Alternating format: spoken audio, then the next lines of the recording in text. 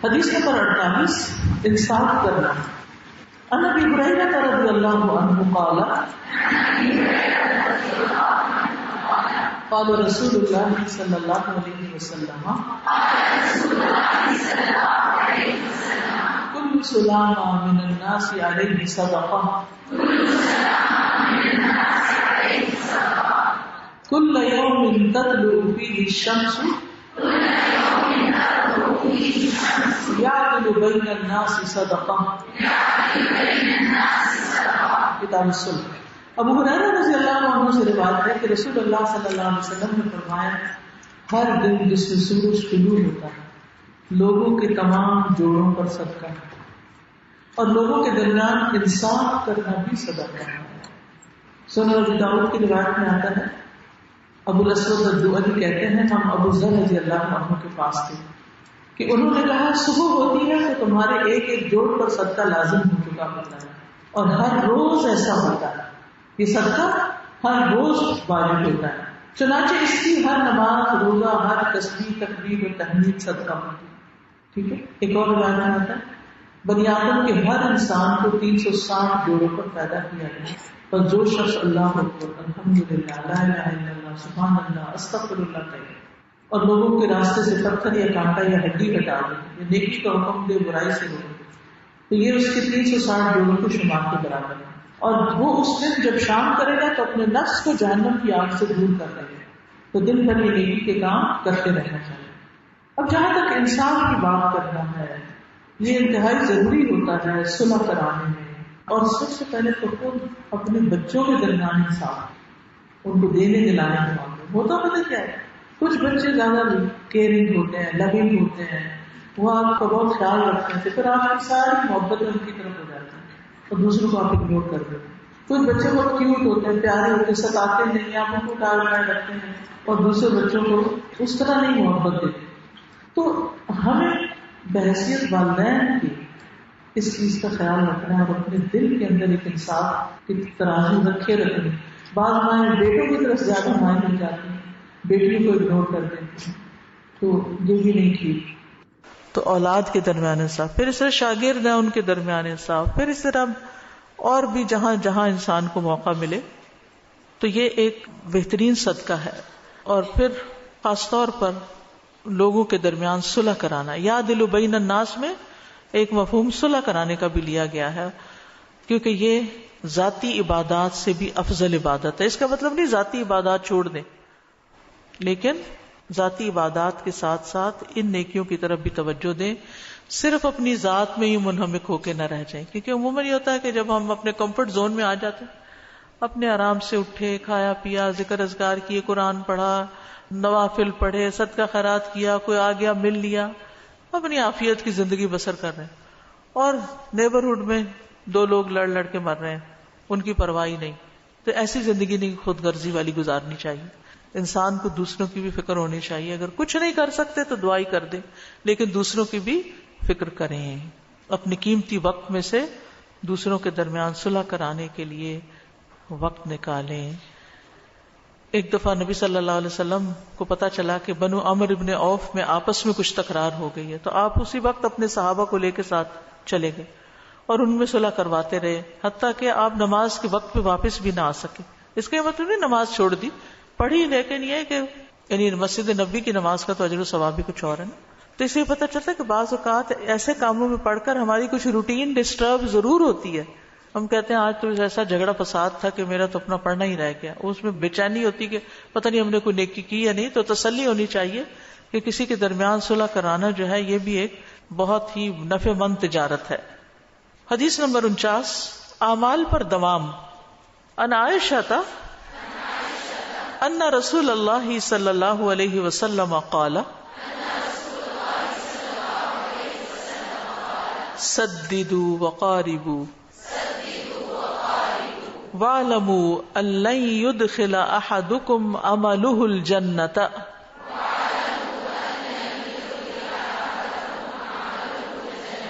وَأَنَّ أَحَبَّ الْأَعْمَالِ أَدْوَمُهَا إِلَى اللَّهِ وَإِنْ قَلَّ۔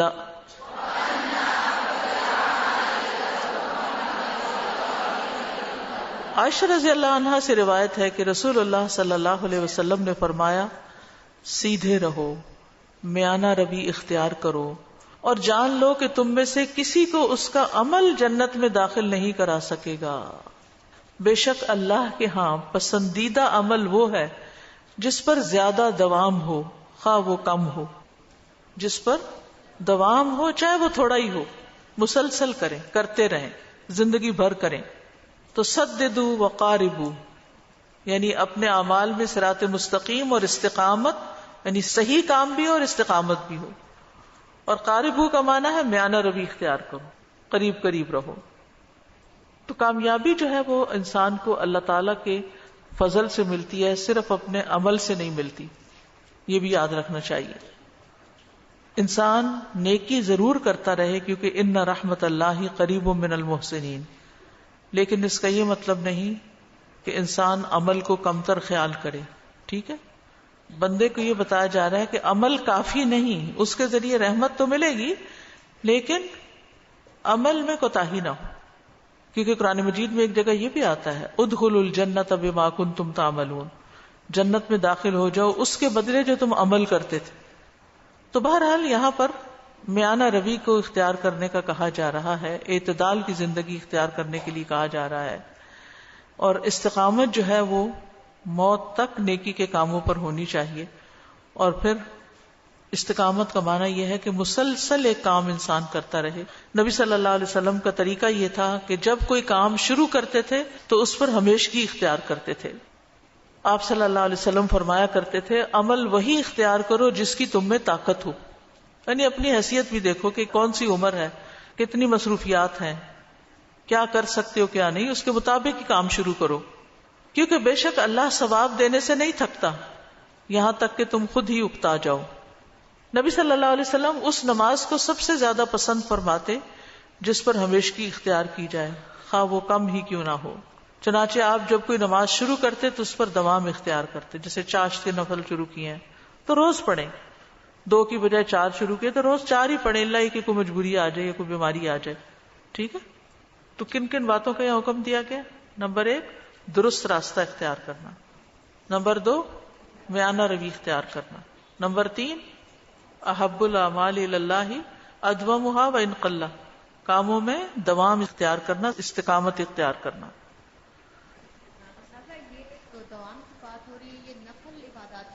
نفلی عبادات کے لیے بھی ہے، کیونکہ فرض تو ویسے ہی دائمی پڑھنے ہوتے ہیں، اس کو چھوڑ ہی نہیں سکتے۔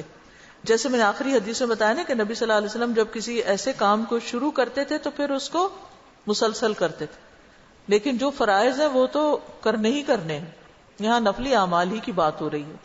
اصل میں ہوتا پتہ کیا ہے، جب ہم کوئی لیکچر اٹینڈ کر لیتے ہیں یا کوئی کتاب پڑھ لیتے ہیں تو ہمیں ایک دم جوش آتا ہے کہ ہم بہت سے نیکی کے کام شروع کریں، پھر کیا ہوتا ہے کچھ دن تو کرتے ہیں اس کے بعد بیٹھ جاتے ہیں۔ یہ نہیں ہونا چاہیے، یہ ناپسندیدہ ہے۔ سوچ سمجھ کے شروع کریں، اور اس کے بھی مطلب کہ انسان ڈرے کہ میں تو کر نہیں سکوں گا اس لیے بہتر ہے شروع نہ کروں۔ Step by step, baby steps لیتے ہوئے ایک ایک کام کر کے اس کی عادت پختہ کر کے پھر ایک اور نیت میں ضرور رکھیں۔ السلام علیکم استاذہ۔ وعلیکم السلام۔ آپ سے یہ سوال پوچھنا تھا کہ یہاں جو آپ نے بات کی حدیث میں بیان ہو رہا ہے سیدھے رہو اور پھر میانہ روی اختیار کرو، تو کیا سیدھے رہنے وہ یہ ہے کہ یہاں پہ منافقت نہ کرو، جھوٹ نہ بولو؟ یعنی ہر کام میں صحیح طریقہ اختیار کرو جو شریعت کے مطابق ہے۔ استاذہ یہ جو بات ہے نا کہ میانہ روی اختیار کرو، یہ آپ کی زندگی میں بہت ساری سہولتیں پیدا کر دیتی ہے، ورنہ ایسے بوجھ ہوتے ہیں کہ ہم چل ہی نہیں پاتے ہیں اور خاص طور پہ سسٹین نہیں کر سکتے۔ جیسے اگلی بات ہے کہ ہم ایک عمل کو کنسسٹینٹلی کرتے رہیں چاہے وہ تھوڑا ہو۔ جی ہاں، کیونکہ انتہا پسندی اور خطرناک ہے، ہر چیز کے اندر اعتدال اچھا ہے۔ استاذہ میں نے یہ پوچھنا تھا کہ ابھی ذکر کی حدیث میں پہلے آپ نے بتایا کہ اللہ سبحانہ و تعالیٰ سے یہ نہیں کہنا کہ اگر آپ یہ چاہیں تو مجھے دے دیں، لیکن میرا سوال ہے کہ اگر ہم اللہ رب العزت کو علیم اور حکیم ہونے کی اس سے کہ اللہ تعالیٰ کو ہم حکیم مانتے ہیں تو ہم کہتے ہیں اللہ یہ میری چاہت ہے، میری ضرورت ہے، لیکن مجھے نہیں معلوم کہ یہ دنیا اور آخرت میں میرے لیے نقصان دہ ہے یا فائدہ مند ہے، اگر آپ چاہیں تو مجھے دے دیں۔ ہم اپنے طور پر جو چیز اچھی سمجھیں اپنے لیے وہ مانگیں اور باقی اللہ پہ چھوڑ دیں۔ وہ الحکیم ہے، وہ دے تو خوش ہو جائیں، نہ دے تو بھی راضی رہے۔ لیکن ہمیں خود سے فیصلہ نہیں کر لینا چاہیے، یا خود سے ہی نہیں کہہ دینا چاہیے کہ اگر آپ چاہیں تو کریں، نہیں تو نہیں کریں. وہ تو ہوگا وہی جو اللہ چاہے گا. ربی انی لما انزلت الی من خیر فقیر، ساری خیر کا محتاج ہوں. حدیث نمبر 50. حیا ایمان کی شاخ ہے. عن ابی ہریرہ رضی اللہ عنہ عن النبی صلی اللہ علیہ وسلم قال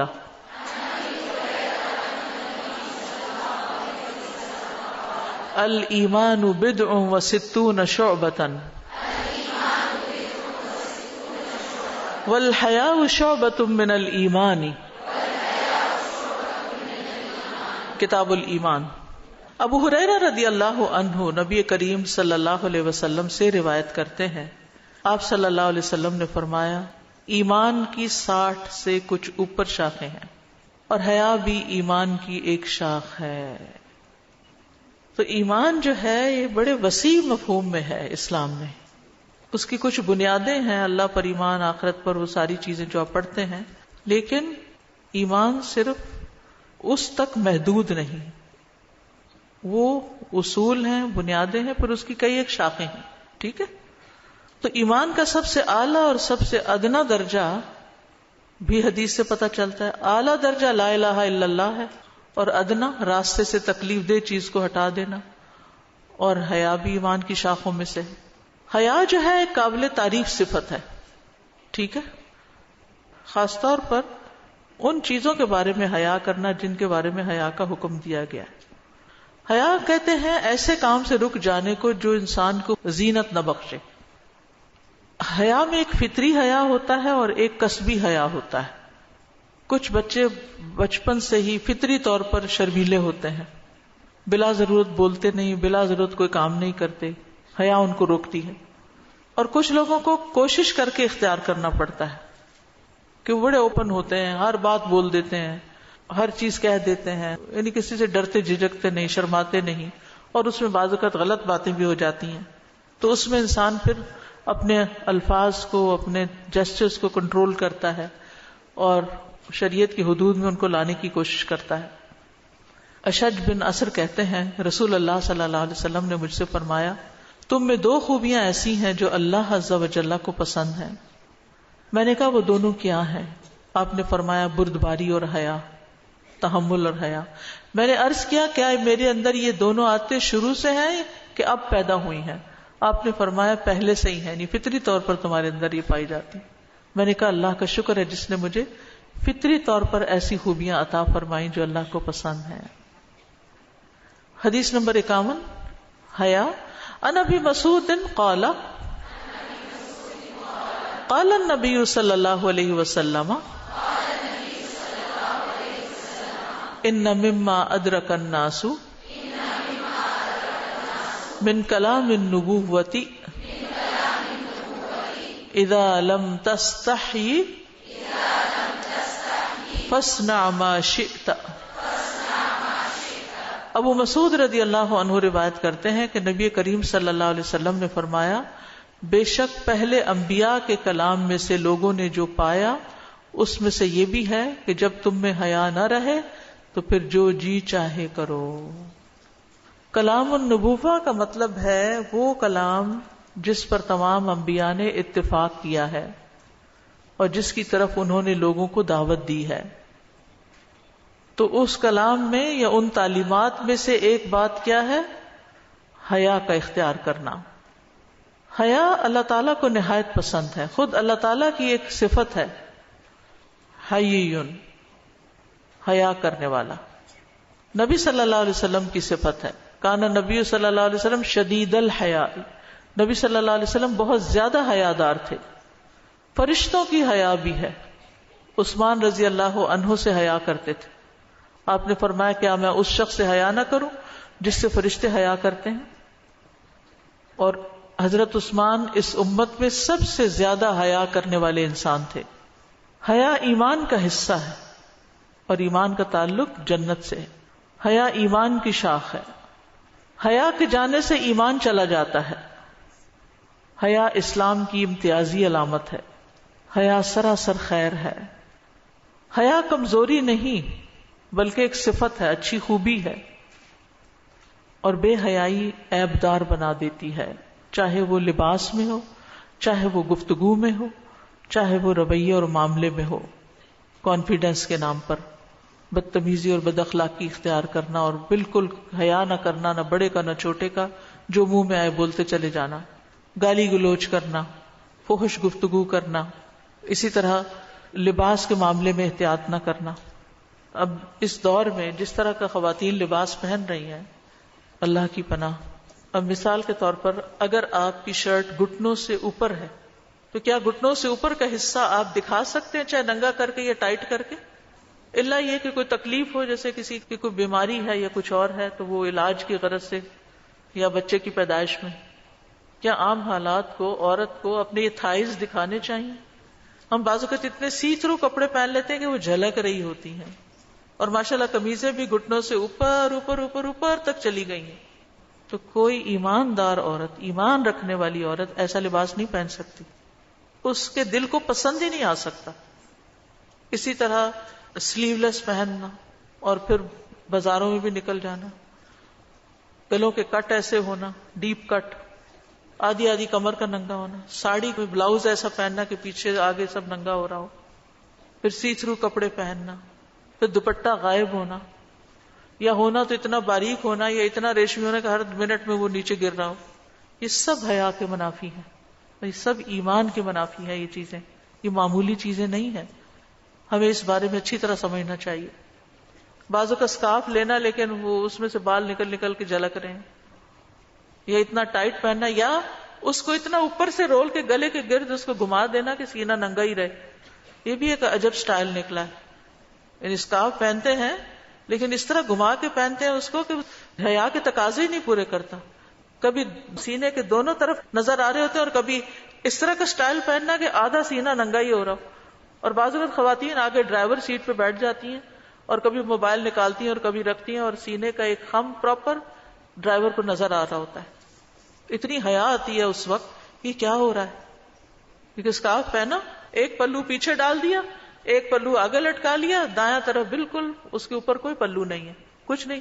خمار جس کو قرآن کہتا ہے وَلْيَضْرِبْنَ بِخُمُرِهِنَّ عَلَىٰ جُيُوبِهِنَّ، تو یہ جو گریبان ہے، یہ جیب ہے، اس کے اوپر اگر آپ نے اوپر سے خمار نہیں ڈالا ہوا، یعنی صرف قمیض کافی نہیں، صرف گاؤن کافی نہیں، صرف آدھا سکارف کافی نہیں، آپ کا یہ سارا سائڈ ڈھکی بھی ہونی چاہیے کہ اگر آپ کوئی چیز نکال رہے ہیں، لے رہے ہیں، دے رہے ہیں، تو یہ سینے کے خم مردوں کو نظر نہ آئے. تو یہ ساری چیزیں جو ہیں، ان سے ہم خواتین غافل ہو رہے ہیں، اور اس پہ ہمیں سوچنا ہوگا، کیونکہ حیا ایمان کا حصہ ہے. یہ کوئی کھیل نہیں ہے کہ ہماری چوائس ہے کہ ٹھیک ہے ہم اس کی مرضی کا پہن لیں، اس کی پسند کا پہن لیں. تو بے حد احتیاط کی ضرورت ہے، کیونکہ حیا اور ایمان ساتھ ساتھ، ایک جاتا دوسرا بھی جاتا ہے. اور جب ایمان کی کمزوری ہو جاتی ہے تو پھر نمازیں بھی خراب ہونے لگتی ہیں، اور باقی بھی ساری زندگی کا سسٹم جب بیکار ہو جاتا ہے. راجا میں ہاسٹل کرتی ہوں تو میرے پاس بچیاں آتی ہیں آؤٹ آف سٹی سے، تو آپ یقین کریں ان کے ایسے ایسے ڈریسز ہیں اور شریف کھانوں سے، اور جب ان سے کہا جاتا ہے تو وہ میرے سامنے چادر لے کے نکلتی ہیں، اور جیسے ہی میرے دروازہ باہر نکلے، گاڑی میں بیٹھے چادر کو رول کیا، بیگ میں ڈال دیا، اور نیچے دوسرا ڈریس پہنا ہوا ہے. ایسے اب بتا رہے ہو تو کہتے ہیں دین بہت مشکل ہے، آپ کی باتوں میں پڑیں گی. یعنی یہ ایک موجودہ دور کا بہت بڑا فتنہ ہے جس کا خواتین شکار ہو گئی ہیں. اچھی والی نماز پڑھنے والی، بعض اوقات بڑے اچھے اخلاق والی، بڑے اچھے طرز عمل والی اس مصیبت میں گرفتار ہو گئی ہیں کہ اپنے آپ کو ڈھانکنے کا پتہ ہی نہیں کہ کیسے ڈھانکنا ہے. اور بعض اوقات دین پڑھ کر بھی ہمارا طرز عمل نہیں بدلتا. استاذہ بہت سی فیملیز ایسی بھی ہیں جن میں کہ ماؤں کو تو خوب اویئرنیس ہے اور بڑا صحیح لباس پہنتے ہیں، مگر بچیوں کو وہ نہیں دیکھتی. انہی کی بیٹیاں جو ہیں وہ بالکل ایسے لباس پہنتی ہیں کہ سے باہر سے ہیں، it's like western culture, jeans پہنی ہوئی ہے اور پھٹی ہوئی ہے. بس اصل میں بعض اوقات ماؤں کی وہ سنتی بھی نہیں ہے، کیونکہ وہ اتنی اسٹرانگ ہیڈڈ ہو جاتی ہیں اپنی تعلیم کی وجہ سے کہ ماؤں کی بات ان کو دقیانوسی لگتی. جی استاذہ، ان 4 دنوں میں جو آپ کا ہم نے یہ لیکچر سارا سنا ہے، آپ نے ٹپس دی ہیں. اس میں سب سے پہلے بخاری شریف کا 1 گھنٹہ ہم روزانہ مطالعہ کریں. پھر ٹائم کو کس طرح دوسروں کی زندگیوں سے سیکھیں، پھر قرآن کی حفاظت ہم جنہوں نے حفظ کیا ہوا ہے وہ نمازوں میں ان کو اپلائی کریں، پھر بچوں کی تعلیم کے لیے ہم ان کے لیے کسی عالم وغیرہ یا ان کا بندوبست کریں یا ان کی محفل کا، پھر یہ کہ ذکر کرنے کی آپ نے ٹپس دیے ہیں. تو یہ میرے لیے تو بہت فائدہ مند ہے، کیونکہ میں نے تو ان پہ الحمدللہ کوشش کرنے کے عمل شروع کر دیا. دین کا ایک اوور آل نقشہ یعنی جامع جو خواتین سے متعلق ہے، خصوصاً جو بیسکس ہیں دین کی، وہ اس میں سمودی گئی ہیں. حدیث نمبر 52 احسان. ان ابی ہریرہ رضی اللہ عنہ ان رسول اللہ صلی اللہ علیہ وسلم کان یوما بارزا للناس اذا اتاہ رجل یمشی فقال یا رسول اللہ ما الاحسان قال الاحسان ان تعبد اللہ کأنک تراہ فإن لم تکن تراہ فإنہ یراک. کتاب التفسیر. ابو ہریرہ رضی اللہ عنہ سے روایت ہے کہ ایک دن رسول اللہ صلی اللہ علیہ وسلم لوگوں کے سامنے بیٹھے ہوئے تھے جب اچانک ایک شخص آپ کے پاس چلتا ہوا آیا تو اس نے کہا یا رسول اللہ احسان کیا ہے؟ یہ جبریل علیہ السلام تھے. آپ نے فرمایا احسان یہ ہے کہ تم اللہ کی عبادت اس طرح کرو گویا تم اسے دیکھ رہے ہو، پھر اگر یہ نہ ہو سکے کہ تم اس کو دیکھ رہے ہو تو خیال رہے کہ یقیناً وہ تمہیں دیکھ رہا ہے. یہ آج کی اس مجلس کی آخری نصیحت سمجھیں کہ ہم اپنے معاملات میں، اپنی عبادات میں، اپنے کاموں میں خوبصورتی پیدا کریں. ہم نے آغاز کیا تھا اخلاص کے ساتھ اور اختتام کر رہے ہیں احسان کے ساتھ، یعنی ہر کام اللہ کے لیے ہو، اس میں پھر خشوع و خضوع اختیار کیا جائے. یعنی عبادت میں خاص طور پر اخلاص سے شروع کیا جائے، عبادت میں خشوع و خضوع ہو، ہمبل رہیں، دل اور دماغ اللہ کی طرف متوجہ رہے کہ وہ میری نگرانی کر رہا ہے، اور شوق اور طلب اتنا ہو جیسے آپ اللہ کو دیکھ رہے ہوں. لیکن اگر ایسا نہ ہو تو کم از کم اتنا ضرور ہو کہ وہ تو دیکھ رہا ہے. اور احسان کا اللہ نے حکم دیا، ان اللہ یأمر بالعدل والاحسان، اور محسنین جو ہیں وہ اللہ کے محبوب بندے ہیں. ان اللہ یحب المحسنین.